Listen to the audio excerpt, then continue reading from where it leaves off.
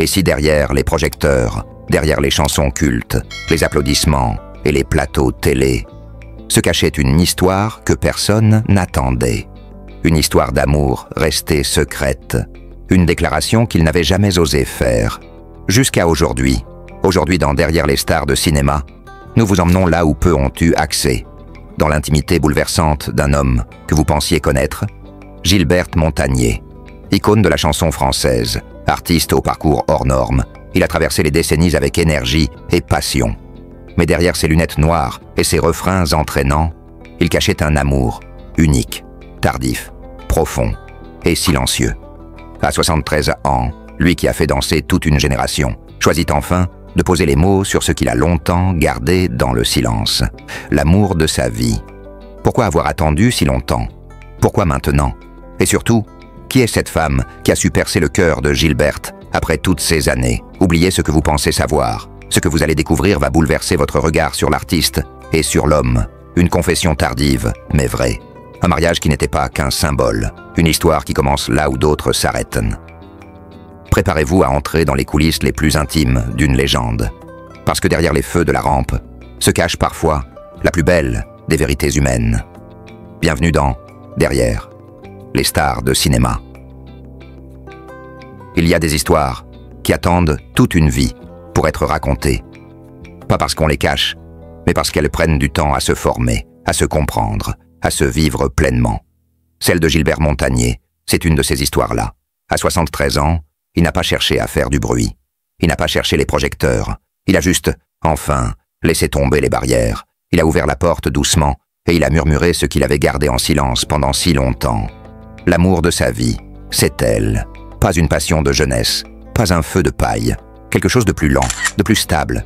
Quelque chose qu'on ne reconnaît parfois qu'après des années, à passer à côté sans vraiment voir. Nicole n'est pas entrée dans sa vie comme un coup de tonnerre, mais comme une musique douce. Elle a été là, dans l'ombre, dans la patience. Pas pour briller, mais pour être. Et c'est là que tout commence, dans cette simplicité. Il a fallu du temps à Gilberte pour mettre des mots sur ce qu'il ressentait. Ce n'est pas qu'il ne savait pas. C'est qu'il avait peur de se tromper, peur de projeter des rêves, peur que ce soit trop tard, peut-être. Mais le temps, parfois, au lieu d'éteindre les choses, les rend plus claires. Ce qu'il ressentait pour Nicole n'avait rien d'éclatant au début. C'était une confiance, une présence, un regard qui comprend même sans voir. Et un jour, sans prévenir, il a compris. C'était elle. Leur histoire n'a pas besoin de drame. Elle n'a pas besoin de rebondissements spectaculaires. Elle tient debout toute seule, juste parce qu'elle est vraie. Ils ont traversé les années ensemble, parfois proches, parfois éloignés. La vie, comme toujours, a placé des obstacles, des détours, des silences. Et pourtant, ils sont restés liés, comme si un fil invisible les ramenait toujours l'un vers l'autre. Quand Gilberte a enfin parlé, quand il a enfin dit « c'est elle », il ne l'a pas crié, il ne l'a pas annoncé avec fracas. Il l'a dit avec une sorte de paix dans la voix. Parce que tout s'était aligné, parce qu'il n'y avait plus de doute. À 73 ans, il a choisi de ne plus attendre. Il l'a épousée dans un moment sans spectacle, mais chargé d'une tendresse rare. Ce mariage n'était pas une nouvelle page, c'était la suite logique d'un livre déjà commencé depuis longtemps. Nicole n'était pas une nouveauté dans sa vie. Elle en était le fil rouge, celle qui avait toujours été là, même quand il ne savait pas encore qu'il cherchait justement quelqu'un comme elle. Elle était l'évidence qu'on met du temps à voir, parce qu'on croit toujours que l'amour doit être plus compliqué que ça. Ils vivent aujourd'hui une relation calme, enracinée, où les mots ne sont plus nécessaires à chaque instant. Il suffit d'un geste, d'un silence partagé, d'un souffle dans la nuit. Ce n'est pas une histoire qu'on raconte facilement, justement parce qu'elle ne cherche pas à être racontée. Elle se vit, elle se ressent. Et ce qu'il y a de plus beau, c'est peut-être que cette histoire n'a pas d'âge. Elle aurait pu commencer à 30 ans, ou à 50. Elle a commencé quand elle devait commencer. Elle a fleuri dans un sol préparé par toute une vie de choix, de doutes, de musique, de voyages. Gilbert a mis du temps à la reconnaître, mais aujourd'hui, il la tient dans ses bras. Et c'est tout ce qui compte. Ce n'est pas une fin. Ce n'est même pas un nouveau départ. C'est juste la continuation d'un amour vrai, qui ne demande plus à être prouvé, mais simplement vécu. À 73 ans, il n'a rien perdu du feu qui l'habite. Il l'a simplement dirigé ailleurs, vers elle, vers eux. Et dans ce regard invisible qu'il lui adresse, il n'y a plus de peur, plus d'attente. Juste la certitude douce qu'ils sont, enfin, exactement là où ils doivent être, ce qu'on oublie souvent quand on parle d'un amour tardif. C'est tout ce qu'il contient. Ce n'est pas seulement une rencontre, C'est une traversée. C'est le poids des années, les blessures, les souvenirs d'autres histoires mais qui n'ont pas tenu, les deuils parfois, les erreurs souvent. Quand Gilbert a trouvé Nicole, il ne s'agissait pas d'un conte de fées. Il s'agissait d'un homme entier, avec ses failles, ses expériences, et d'une femme qui, elle aussi, avait connu ses silences et ses doutes. Ils n'ont pas eu besoin de se séduire, pas comme on le fait à 20 ans. Chez eux, ça ne s'est pas joué dans les apparences. C'était une autre forme de beauté, plus intérieure. Elle le comprenait sans qu'il ait à se justifier. Il n'avait pas à jouer un rôle, et c'est peut-être cela qui l'a bouleversé. Être vu, vraiment vu, même sans la vue. Leur quotidien n'a rien d'extraordinaire, mais il est précieux. Ce sont les petits gestes, les rituels doux. Elle lui lit un livre à voix haute en fin de journée. Il lui chante des refrains qu'il invente parfois sur le moment. Ils boivent leur café en silence, main dans la main. Parfois ils se chamaillent, bien sûr, pour des broutilles, mais toujours avec cette tendresse en arrière-plan, ce rappel constant qu'ils ont appris à ne pas perdre de temps sur l'essentiel. Gilbert a toujours été un homme de scène, habitué aux grands espaces, aux applaudissements. Mais depuis qu'il partage sa vie avec Nicole, il parle souvent d'une autre forme de scène, celle du salon, le soir, quand il joue quelques notes sur le piano pour elle seule. Il dit que ces moments-là valent plus que n'importe quelle ovation. Elle l'écoute sans dire un mot. Et il sait qu'elle entend tout, même ce qu'il ne joue pas. Ce qui les unit n'est pas spectaculaire, mais solide. C'est une confiance absolue.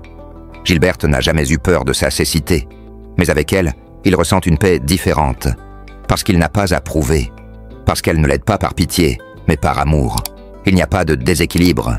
Elle ne le guide pas, elle l'accompagne. Et lui, à sa manière, l'illumine. Ils ont appris à habiter le silence. Pas celui qui dérange, mais celui qui apaise. Il parle peu, parfois. Mais tout est là, dans le ton d'une voix, dans un soupir, dans un simple frôlement de main sur l'épaule. Nicole a ce talent rare d'écouter même ce qui n'est pas dit. Et Gilbert, lui, a appris à s'abandonner à cette écoute. Lorsqu'ils voyagent ensemble, c'est toujours doucement. Pas de précipitation. Ils prennent leur temps. Un train, un petit hôtel, une balade sur un marché local. Il aime qu'elle lui décrive les couleurs, les visages. Elle le fait avec des mots simples, mais toujours choisis. Et lui, en l'écoutant, imagine plus qu'il ne l'aurait jamais fait seul. Elle est devenue ses yeux, mais d'une manière poétique, non pas utilitaire. Leur amour, c'est aussi une mémoire partagée. Pas seulement les souvenirs qu'ils créent ensemble, mais ceux qu'ils acceptent de porter l'un pour l'autre. Les histoires passées, les douleurs, les absences. Ils ne les ignorent pas. Ils les accueillent, à deux. Et c'est cela qui rend leur lien si fort. Ils ne veulent pas tout oublier, ils veulent tout transformer. Autour d'eux, beaucoup sont touchés par leur lien. Des amis de longue date de Gilbert parlent souvent du calme nouveau qu'il dégage, comme s'il avait enfin trouvé un port où s'ancrer, comme si tout en lui s'était aligné. Il est toujours passionné, toujours curieux, mais il n'est plus en fuite. Il est là, vraiment là. Nicole, de son côté, ne cherche pas à être mise en avant. Elle ne parle jamais de chance ou de destin. Pour elle, aimer Gilbert, c'est juste une évidence. Elle ne le considère pas comme une légende, mais comme un homme. Et c'est peut-être cela le plus beau.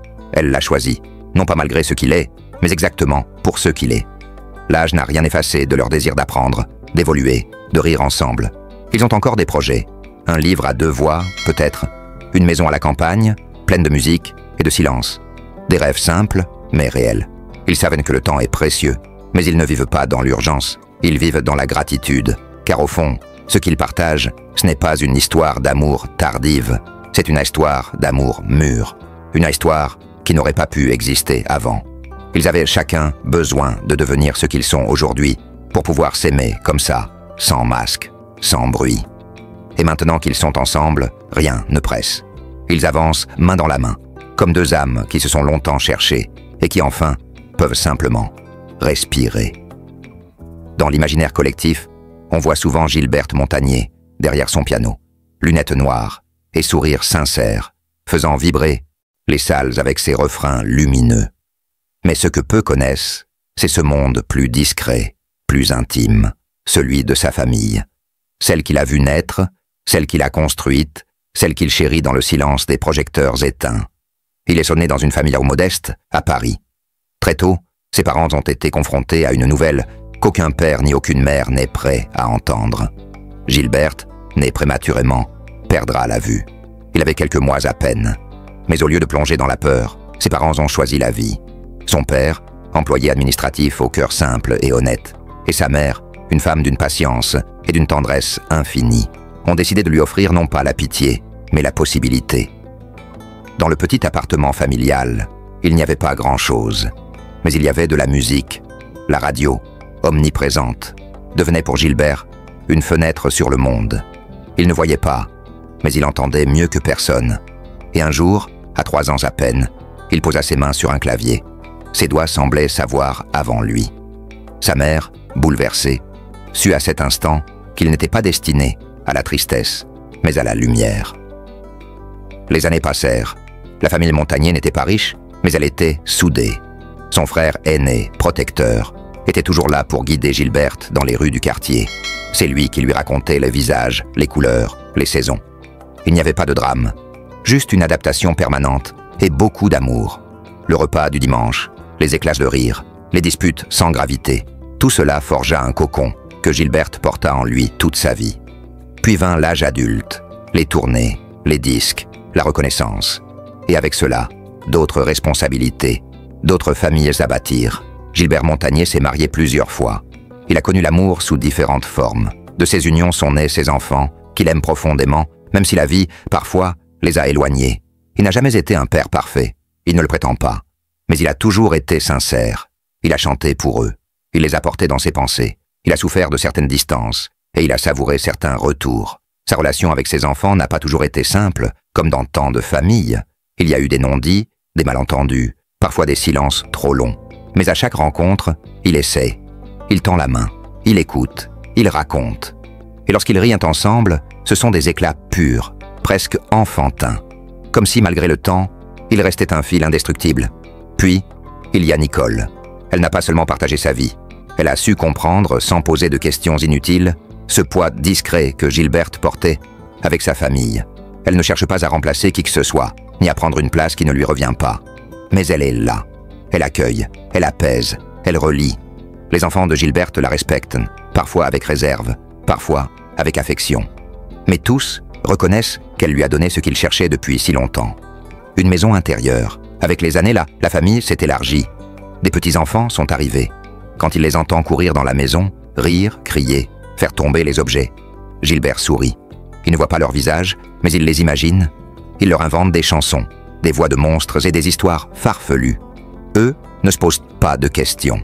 Pour eux, Papy Gilbert, c'est celui qui sent les tartines grillées avant tout le monde, celui qui sait reconnaître la note de chaque jouet en plastique, celui qui fait danser même les silences. Sa famille, aujourd'hui, est un patchwork. Des liens de sang, des liens du cœur, des souvenirs parfois flous, des blessures cicatrisées, d'autres encore sensibles. Mais tout cela forme un tableau vivant, mouvant, sincère. Gilberte ne cherche pas à être un patriarche. Il n'impose rien. Il propose, il raconte, il écoute. Et surtout, il pardonne. Il sait ce que c'est, que de vouloir être compris. Il sait ce que c'est, que de manquer. Alors, il ne juge pas. Dans la maison qu'il partage avec Nicole, il y a des photos encadrées. Parfois, on lui demande « Tu veux qu'on te les décrive ?» Et il répond « Non, je les vois déjà. » Parce qu'à sa manière, il les voit, tous.